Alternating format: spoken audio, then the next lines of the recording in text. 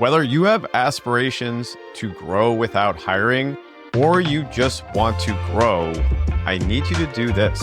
Please stop waiting for growth to just happen to you. Now, here's a really interesting thing about my work. I don't advertise that I'm going to come in and help you with your mentality. There are people out there that legitimately will just talk about that.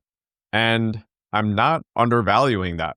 But the way that I wind up changing your mentality is really along the lines of showing you how to actually do that. I can tell you that you have a limiting belief around being able to charge more, or I can actually show you how to charge more and how to make more while doing less. So I find with this particular area, especially, that people are just waiting for leads to come to them. They're just waiting for the new client. They're just thinking that they have a LinkedIn profile, they have a website. They're thinking that they'll get business just like they did all those years ago because you had an announcement that you were going off and starting your business, or you told a certain past network connection that was a really important network connection who really liked you and had an established client base themselves, who then just handed you a bunch of leads.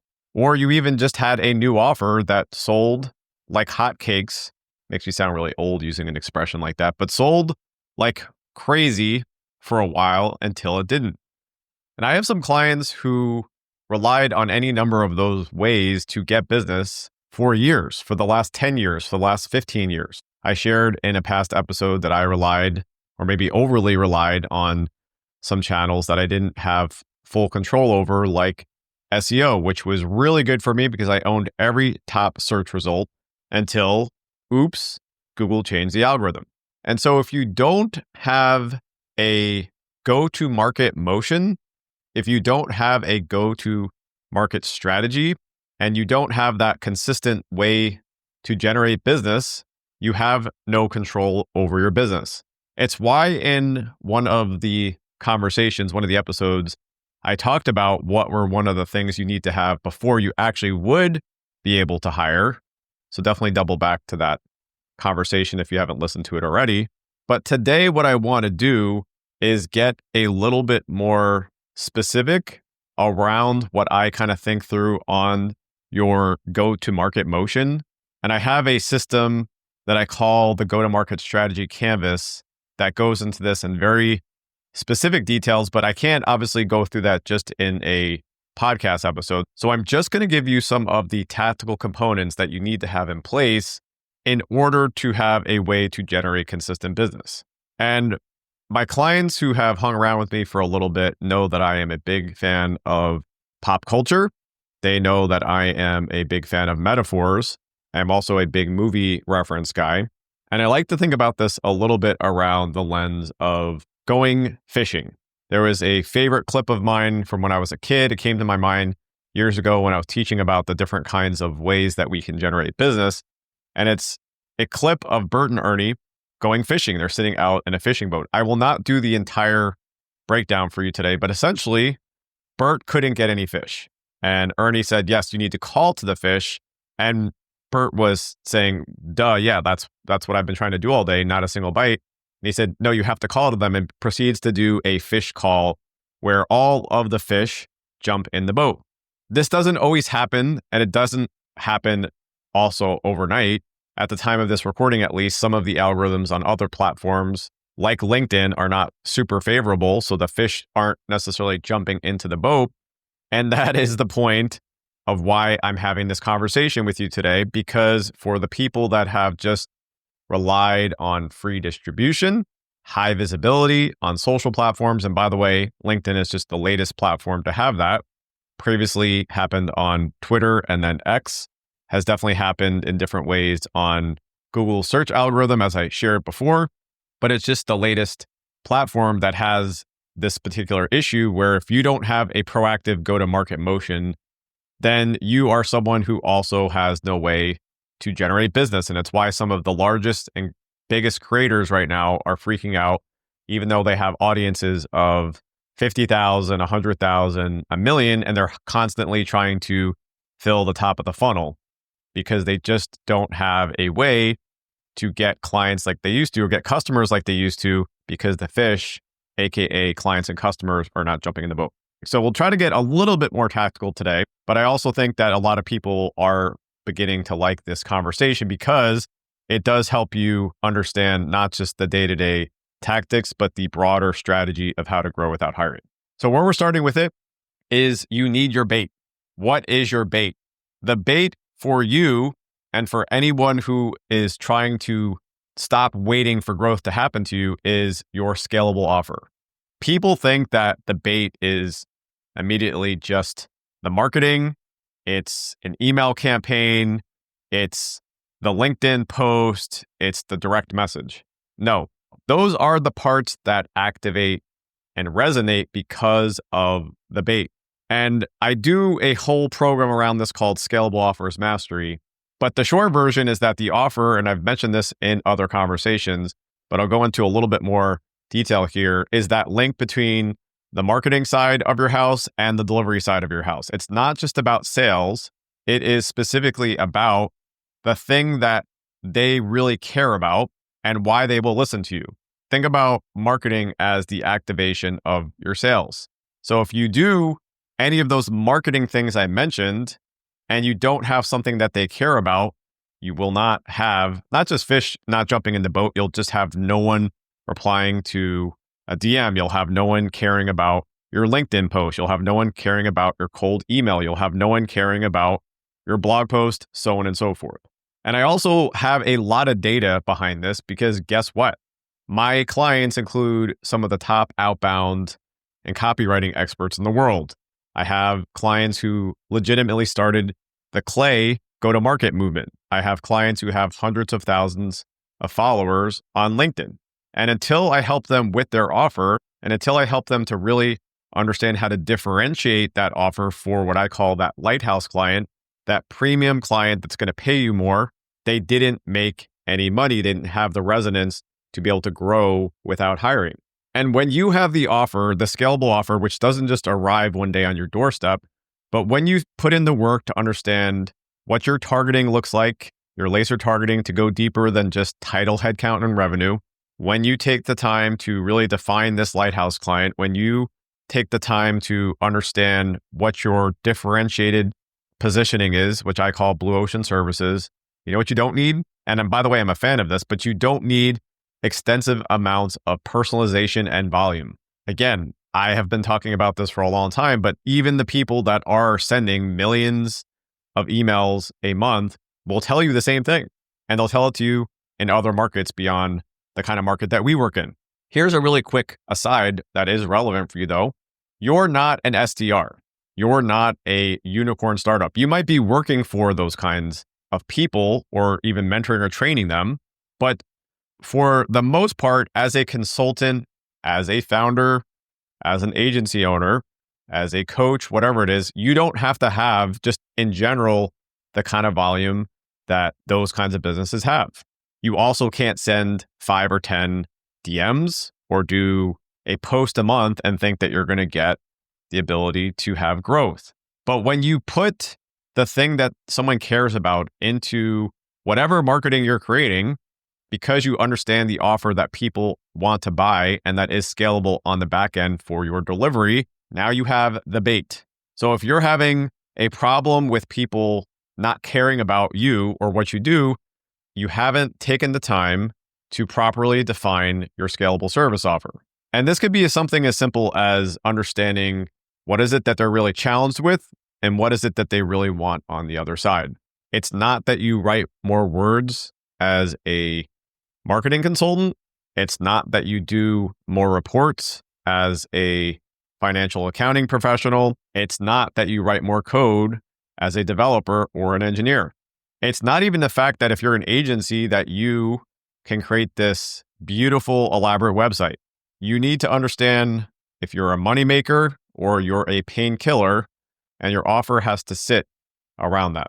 So you have to have the bait. That is step one. If you don't have the bait, and by the way, you might have created some bait. You're sitting there and saying, hey, yeah, I've really thought about my offer, and you're getting the wrong kind of client, you have the wrong bait. If you have a value proposition like telling someone, I'm going to get you more leads, or I'm going to help you get more sales, or I'm going to help you get clear reporting, or I'm going to help you use the word more and more and more and more, or better and better and better, then you are attracting that kind of quote unquote fish, that kind of prospect. And you are really only getting that kind of prospect who's going to buy on price or going to shop you against others. And that also is not going to help you grow without hiring. So we have the bait, and you'll know if the bait's working because independent of overnight having 20 booked calls, you will see momentum. I have a brand new client that started with me this week. They previously and prior to coming to me, so I won't take credit for this, but they had made some positioning changes. And as a result of those changes, they then had a lot of interest almost overnight because they were in a different market that was attracting a kind of client that just wouldn't pay them a fraction of what they can get for this other part of the market. And now we're changing their sales and delivery process to ensure that they can close those kinds of clients, those kind of lighthouse clients, and to make sure that they're also on the other side, not going to be drowning in delivery hell because they're in a spot in life where they really value their time with their family and they've kind of put in the work like you have for a long time and they don't want to just be doing 50 hours of work every single week. That's an example of making a pivot and creating something that is more of a bait that attracts your right type of fish or lighthouse client. Okay. Don't want to spend more time on that. And you've heard some of this and some flavor of this in other conversations, but let's move into the next piece of this, which I promise you that as a technologist, I do way more than almost everyone else does on the market. And I call this the sonar. Oh, Ken, you're really just beating this metaphor to death. It's going to stay in your brain more, I promise you, compared to me just talking about these points otherwise. And this really is powered by not just technology, but technology is definitely a part of it. It's powered also by you thinking about who really is the person that's going to buy from you the fastest. I really want you to get into a mentality shift here beyond the technology, and I'll talk more about what I said is the sonar or the ultimate tech stack that kind of powers it, that you're often willing to do this. You're often willing to send marketing in whatever form and shape you're doing that into the void of the interwebs, right? You're willing to put a post. I understand that you have followers or you have an audience, possibly on a social network, or you have an email list, or you have a blog, or whatever the thing is that you do, even just using your network, but without having an understanding of what signals to look for on the quote unquote sonar, you are just going to spend a lot of time trying to hunt things down that are not showing any interest, right? That are not showing the desire to actually engage or buy from you. I was talking to a prospect yesterday, and they went through a bunch of different prospects in their queue, their own prospects, because I'm a cool person. I like to help people. And I was trying to nudging this person along to say, stop sitting on the sidelines, by the way, let's go work on closing these things. But through that rundown, first, there was zero pattern of similarity, which makes it very hard to acquire clients or prospects at scale and then to close them. But also what they showed me through that is that they had very little understanding of why these people would buy, and they had no signals to understand if they were actually engaged or showing any interest. I have a fairly large audience on social. I had a very large audience early on what was then called Twitter, and then focused more on SEO and on my website for my agency. But with all of my email newsletter today, my social platforms, again, LinkedIn is much larger than X is today, and even, a little bit of an audience on YouTube and so forth, I really don't prioritize just the entire email newsletter list or the entire set of people following me. I focus on the warmer lighthouse clients that are ready to buy. Let's kind of call them the people hanging around my marketing, which is that net. And then I may use the spear because they may not be jumping into the boat today based on conditions that I don't have full control over. There was some uncertainty earlier on in the year that was introduced into the market. Not saying there wasn't that last year as well, There is the global marketplace. There's remote work. There's the rise of solopreneurship. There's startups that are going to zero because of AI. All these different factors mean that buying preferences are changing. And people also, by the way, are just much more biased towards results from people like myself, but also people like you. We've tried the consultant. We've tried working with external help. We've tried the agency that charged us 30 to 50K a month and did nothing. There's just a bias against some of the external help because of people that don't know what they're doing. We do know what we're doing. The people listening to this will as well. But we are selling against all of those things. So instead of just posting, sending, creating, we first need to create and send and post relative to the bait and knowing the kind of fish, that lighthouse client that we want to go after. And then we need to have our sonar that shows us the signals. And some really basic things here could be as simple as looking at followers on LinkedIn. People will think about connections, and I think about followers because followers actually want to learn. Most people trying to connect with you are trying to sell you on something. Or it might be someone who clicks a link off of an email versus all the people who opened. Or it might be the person who's hitting a bunch of different pages on your website. And you can use any number of tools for this. And again, this is a little bit geo-specific, but during the agency days, I had HubSpot, and this is a while ago. And when someone would submit something, I could see how many different page views they were looking at because of HubSpot was one of the biggest values of it. So I knew not that every single person who hit a certain page view was something like 17.1 or 17.2, but all the people that were customers had at least that number of page views. Not that every person converted, right? You get the point.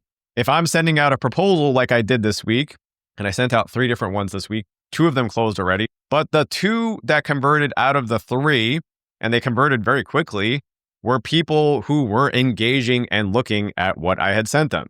Don't worry, these are all compliant based on GDPR and so on and so forth. Some people think, oh yeah, you're just spying on them. No, we need the sonar. We need the signals because guess what I'm not going to do? I'm not going to keep hunting the person down who didn't even look at the proposal versus the one that looked like maybe they were seeing a section or looking at a certain part of a deck for a longer period of time. And oh, by the way, they were engaging with my content, or oh, by the way, they were also reading my newsletter. If you have a 360-degree view of these things, and it's something that I've actually been working on, it's kind of a little bit of a low code, no code thing I have, to be able to see all of that, who are you going to prioritize? People are surprised that even during the down times or the hard times that I still am able to close more things than others on the market. And I would say I actually have a more skeptical buyer than almost all of you because I quote unquote am a business coach. I don't call myself that, but people might group me into that. They spent money on a lot of people who just got them 0 ROI, right? So I have a more skeptical buyer, and it's because of using the sonar. It's the ultimate tech stack that is simple. I don't need AI to do all the things. I don't need 27 tools. You'll find these elaborate flows, especially on places like LinkedIn, that will show you how they've replaced all their employees with agents, or how they use 17 or 18 or 20 or 27 or 57 different tools. Not needed. I was at a $5 million a year run rate in an agency with a very simple tech stack. And today it's even simpler. And by the way, your ultimate tech stack, your sonar, needs to be highly tuned based on the specific lighthouse client, in this metaphor, the fish, and the kind of offer it is itself. The thing that I do for someone who's not yet at $500,000 a year versus what I am using for the one that's a multi-million-dollar entrepreneur, completely different, what I call offer funnel stack. Different tech stack for that particular flow versus someone who's not there yet. And during these times, especially, you will have to be more proactive. I shared something on social this week, and I said, kind of alluded to this a little bit earlier, that the people, the creators, the established consultants, the big agencies are freaking out because they don't have this go-to-market proactive motion. They don't have the spear at all. And right now, you should still market, but between the net and the spear, the nets are not working very well. The fish are just kind of going past it, or there's holes in the net, or there's changing tides, however you want the metaphor to play out. And it does help visually paint this picture in your head. you need to be more proactive. You need to have more spear right now. Still create all of the things, still create the content, still do a post, still do a newsletter, still have a podcast, whatever it is that you're doing, but realize that you're going to need to use the sonar more and kind of hunt around these areas and or go deeper out into the sea to put the fish on the deck. So prioritize the blips, the beeps off of the sonar versus just relying on things flowing into your nets. That is critical right now as of the time of the recording of this particular conversation. And so then we get into the actual process of trying to reel that prospect in, to reel that lighthouse client prospect in, to reel in the fish. And this specifically is your go-to-market strategy, which is in some ways comprising of all of these different pieces. Again, I have this thing that I'm working on with my clients called the go-to-market strategy canvas that kind of gives you a 30,000 foot view because they get very lost on all of it. But here's just a couple of examples of the reel in. When you think about a social post and you hear the word hook, which is that first line or the first and second line that kind of grabs someone to make them want to look more at whatever you're creating. When you think about the subject line or the preview text of an email, when you are sending a one-to-one message, a direct message or an email, all of this is informed by the first two things that we've looked at. It's informed by your offer. It's informed by trying to hunt down those people that were showing more engagement and more interest. So these are the hooks. These are the email sends. These are the videos. These are all of the things that activate your scalable service offer and that show you these prospects have more interest than just the generic internet or interwebs where you've been throwing things out into a void. Even if you have thought about your quote unquote ICP or your lighthouse client, but you're just trying to go after ones that care nothing about what you're saying. I had a client who has been posting to social, doing DMs, doing all the things for a long time. And they've heard me, they've heard other clients I've helped that would get inbound leads. And inbound leads, especially right now, like I said, are very, very challenging to do. Again, even my top clients that are really well-known copywriters, they have a harder time right now with some of these things. And this person continued to put in the reps. They don't have a large audience. Sometimes there's not a lot of engagement. And by the way, even for me right now, I don't have a ton of engagement relative to what I have in the past, and especially for having 30,000 followers on a place like LinkedIn. But they kept trying different angles. They kept trying different positioning. And they just shared a win with me this week and with my mentoring group because they put up a post. They tried a different angle. They tried something that was a little bit more vulnerable, something that hit someone between the eyes a little bit more. And they gave me credit for that because I've told them before, hit them between the eyes. They had leads come in through that post. And part of having a very clear go-to-market strategy is noting down when these kinds of things happen. Have another client who has worked previously in a very established corporate company. When he first announced that he was going to go out into doing his own thing, he wound up getting these fish just jumping into the boat right away. Kind of part of what I painted the picture and how I described this earlier on. And for that person, they didn't do that again. So what I shared with this particular client that had the inbound lead this week was, please note this down and do not get off of that until you see that that's not working anymore. Does that mean every single post says the same thing? No. And it's also hard to manufacture that quote unquote lightning in the bottle. But we can do a whole bunch more between DMs, emails, videos that hit on very similar pain points or that strike that same nerve. And a lot of people will have that happen one time and then they won't go back to that well. Meanwhile, my approach is I have a bunch of wells that you can see all over the place. And I went to those wells until they ran dry. And then I dug another one. And in some ways, a lot of what I've done is very similar over the last 2 or 3 years, but they're just approaching the problems from different angles. Do you want to build a scalable offer or a scalable service offer? I had people, literally the fish jumping in the boat for years, including lots of people that I've mentioned. And then at some point, the market sort of said, we don't really want to buy from you this way anymore. And so I started looking at maybe I should fix your offer, right? I talk about scalability within that, but maybe I need to fix your offer. Not meaning to add another nautical fishing metaphor here, but I do talk a lot about this element and recently shared inside one of my mentoring sessions. And sometimes I do mention things multiple times because I want it to be in your brain. But this was about Bubba and Forrest when Bubba talks about the 100 different ways that you could do shrimp. I'm not going to do the Bubba impersonation, but there's all these different approaches to creating styles of shrimp and cooking shrimp.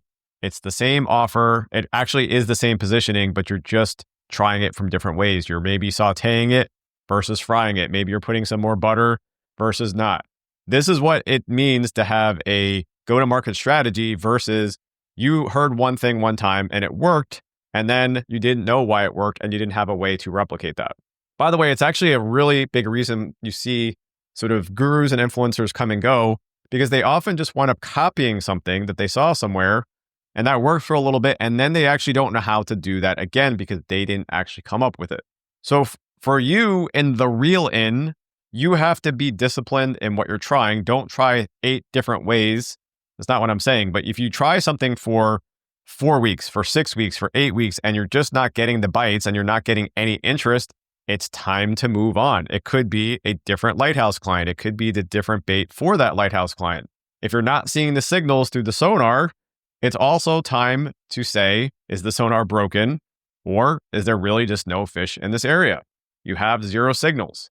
But the minute that you get the nibble, the bite, whatever you want to use to understand that there is interest, put out a whole bunch more lines, please.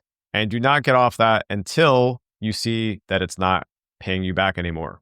I do talk about this concept of having one channel that you dominate or saturate and then have 2 warming up, including one that you own.